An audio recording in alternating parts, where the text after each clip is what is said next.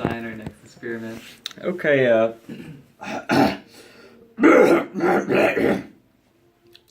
we can cut that out. Welcome back, everybody, to what we call it, fourth period experiments? Something like that. Fourth period experiments. It's a Thursday today, and we're gonna kind of be doing the setup.exe. So we're trying to download some software, but we're worried about that later. That's not very important. We have to do some compared to experiments. testing the hypotenuse. Yeah, there's a lot of hypotenuse that need to be tested today. Hypotenizing. So, again, we're in the dark room with the light off. That's right. And Similar situation to previous tests. Yep, kind of like what we were doing the last 2 days. Yep. So, what are we working on today, David? Well, you see, we have quite a different situation today, actually. The light sensor is no longer connected loosely to the ceiling. It is now completely dangling on its own wires. Ah, okay, I see. So, this variable is dependent, I think.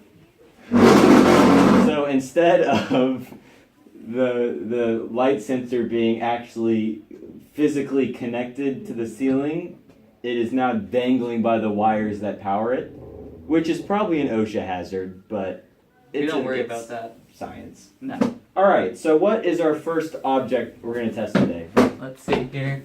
I see something on the ground. Let's just, what is this? You know, a great way to tell what something is just to slap it against something else. Oh, that's clever. So, yeah, okay. By that sound, I can tell that this is indeed a broken cardboard roll. Right. Probably something was wrapped around it or stuffed inside it at one point. But now it's just been kicked around the floor of this dirty room. Yeah. So this is the perfect object for testing materials. I do think. Sounds kind of like this one too. Which is good. It's always good to have a backup. It does sound kind of like that one. So, I'm saying that we need to, don't, we're fine. Okay. Don't call it ambulance, resetting. We're just gonna, we're finding some more supplies here. take some, what is this? Okay. I'm kind of going right here. Oh god, I just found, what is this? What is that? Oh, what the? Oh, okay. Oh, okay. This is our remaining tape. We don't, that's very precious. We don't touch that. So, if you can hear right now, I'm not sure if you can tell, but we're currently trying to strip a plastic sleeve with a cardboard tube. Now, it does seem to be affecting the plastic strip, but nothing else is really going on other than some loud sounds. I can confirm, not a very successful method. No, plastic remains unstripped. Alright, well we're just gonna close up this door here. And,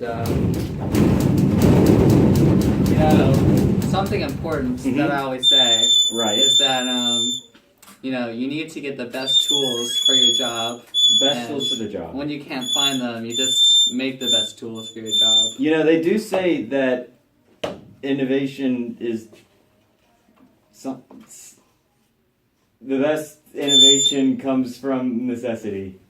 That's the one. What's that phrase? That's the necessity comes from hypotenusing. Right. Alright, let's see here. So, let's just take a quick, yeah.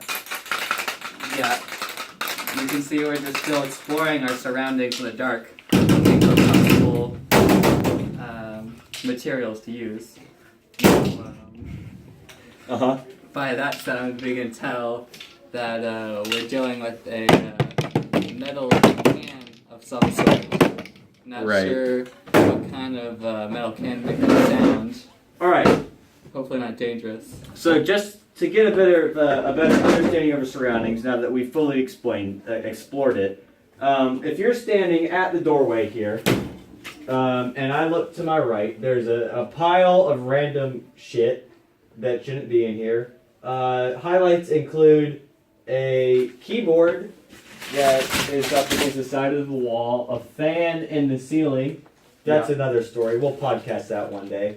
And a box of shitty clothes called Lost and Found. That also shouldn't be here. Looking straight forward from the doorway, there's a large wooden desk. Also kind of shitty. Adjacent to that, moving left, counterclockwise around the room, if the door is in the right corner, we've got a bunch of uniforms, garment bag-like things hanging on the bags. wall. Here, to give you an idea of what these look like, I'll just This is explode them an with sound. echolocation kind of concept. So there are the garment bags right there, if you So- can hear them. Moving more counterclockwise, we have a large metal filing cabinet. Would you care to demonstrate the echolocation properties That's right. of that? Echolocation commencing. Yep. Continuing further counterclockwise, we have a metal bookshelf, which Yeah. is the filming location. And then we continue further to the door. So it's important to note. There's also a wall between the cabinet and the door. Yep, that's definitely audially identified by that bang. Yeah. Not that bang, the last bang. Both bangs are good identifiers. All right, so let's go ahead and get on to the experiment today, which is going to be activating the light again. It's one of our favorite right. experiments to work on. So my first experiment today is going to be using one of these metal and plastic black chairs to see if that works. So here we go.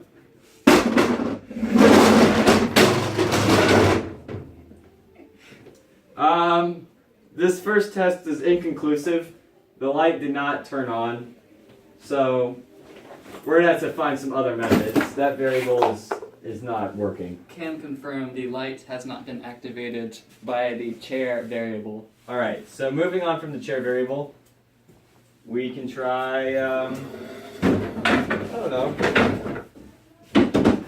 What should we try? Good questions. Do we have any batteries? We do have batteries. Batteries are a very useful tool if you can find some for yourself. Now you see the nice thing about batteries is their high mass to volume ratio compared to many of the other objects in this room. They're great for weighing down things like water bottles go. if you need to get some extra momentum on them. That's battery right that's there. the sound of a battery dropping. Onto a metal surface. Yep. Here's the sound of a battery dropping onto a non-metal surface. That's not as loud. Uh-huh. Anyway, so batteries. They're pretty good. Batteries. We got them right here. And basically, we're just going to want to take this battery, Mm-hmm. and then we're going to want to take one of these plastic sleeves here. So we're getting That'd the be plastic everything. sleeve used yesterday. Now, something special about this plastic sleeve is that it kind of just takes the battery and it goes all the way to the bottom, and then you can kind of like. So now that we got the battery in the plastic sleeve, So this is basically a sling now. it's basically a sling with an open end. So if we mess up, we kind of just Duck and cover. yeah we run. So we got this battery here, and if we start spinning it around, Uh-huh. you can hear that it is working quite well. Right. Hopefully the battery does not slingshot out of the bag That would be and bad. crack into one of our head membranes. Right. All right. So this experiment's much like the other ones. We're gonna take the battery sling bag and just kind of throw it at the light and see if it turns on. That's right. So I'm gonna go ahead and take cover behind the keyboard in the corner that we talked about earlier, I'm just gonna pray for and myself. let's give it a shot. Alright, here we go. Commencing battery plastic sling test. All right. In 3, 2, 1. Okay. So that did not work. That did not work. Unfortunately, it did not work. So we're gonna have to pursue some other means of light activation, as that was unsuccessful. Now, here is another random piece of cardboard I found on the floor. I'm just gonna kind of close my eyes and fling this upwards and hope that this will just magically complete the test for us. So All let's right. give it a Excellent shot. variable. All right. So if you can hear, that did not work, and in fact shattered a electrical component hanging from the ceiling. So that was not the goal of the experiment. No. Though it did succeed in hitting electrical components. That might honestly just be a setback for us. Then actually, it probably provides some more things we can throw. That's true. Here's the back of a chunk of plastic. Let's go ahead and give that a shot. Alright, Yep, that that did not shattered work. into more pieces. We should probably be closing our eyes, honestly. That's Probably okay, not kill it's dark. ourselves. You can't see anyway. That's true. I mean, what are we gonna do? Alright, so here we've got a piece of tape across the bottom of another cardboard tube. Uh-huh. I went ahead and slipped the battery in there, and we're just Right. gonna flame this at the light now. Alright, go ahead and So do I our think this shot. is gonna work out pretty well. Okay, we Alright. did go into the vicinity of the light, but But- no activation. Light again, unsuccessful activation. Yeah. Let's see. Here we go. I found the main electrical component that was lost off the wall. Okay. Now, something great about this is it has a little tendril attached to it. So you can see I can just like use this tendril as a flinging mechanism. That's good. So we're gonna go ahead and try this out. So you can see we're just kind of Alright, so go ahead and go ahead and go for the tendril Alright, swinger. we're going for the tendril swinger. Here goes the tendril swinger.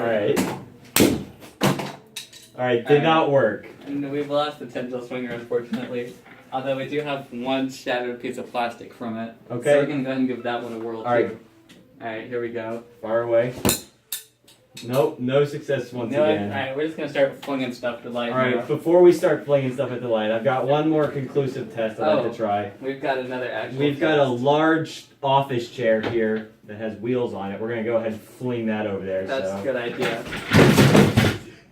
Nope, no success. This chair actually lost its momentum upon cast. It just kind of tumped over. Let's so- try again, except this time using the wheels instead of the back of the chair. Good idea. Nope, no Still success. Alright, here we go. We're just gonna How kind the fuck of. does this light turn on? Oh! Alright, there we go. We have successful light activation via means of cardboard being swung at it and getting stuck in the wire. It's very true. The cardboard actually just inserted itself onto the connecting wire of the light switch. That's And it's kind of just dangling up there. miraculous. It is very miraculous. I am amazed. Alright, so let's go ahead and do a conclusive review of today's case study. Lots of things were Shattered. shattered and swung while attempting to activate this light. In fact, we've lost some very valuable components to the room, but that's okay. Destruction brings innovation. There, you always have to take a few steps back before you can take a few leaps forward. I mean, That's right. like Apollo astronauts. Yeah, or think of something. Buzz Aldrin. Did he walk straight onto the moon, or did he walk up to the edge of his lunar landing module, take a step back, and then walk onto the moon? Yeah, he had to walk down before he could walk forward. Answer us the question, and you'll So- know the madness to our tests. Yep. So, Yeah. there you go. Thank you for joining us on the. Is this the third? It's the fourth. Thank you for generating Generating interest. generating in our- interest for the nth episode of fourth period experiments. That's the one. We need to find a better name for this. Is this a podcast? I don't know. Anyway, join us tomorrow on Friday for a special edition episode. Thanks again, folks.